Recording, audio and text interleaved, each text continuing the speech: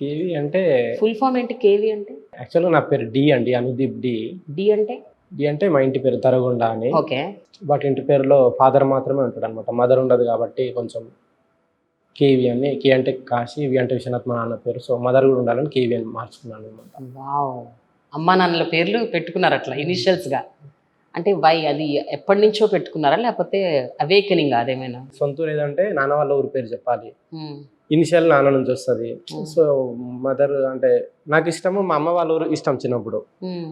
మీ సొంతూరు ఏదంటే అది అది చెప్పొద్దురా, సొంతూరు అంటే నాన్న వాళ్ళ ఊరి పేరు చెప్పాలనేటోళ్ళు అనమాట. హ్మ్.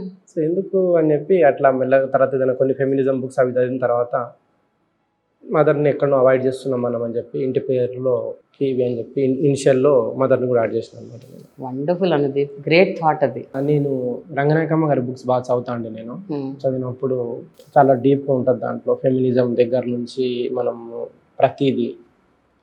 సో ఆమె చాలామంది కూడా కొంతమంది మార్చుకున్నారు ఇంటి పేర్లు. ఇంటి పేరు అనేది ఫాదర్ నుంచే కాకుండా సో నాకు కూడా డెఫినెట్గా ఇంటి పేరు మార్చి బాగుంటుంది అనిపించి, హ్మ్. సో దానివల్ల కొన్ని ప్రాబ్లమ్స్ కూడా అయినాయి. ఎప్పుడన్నా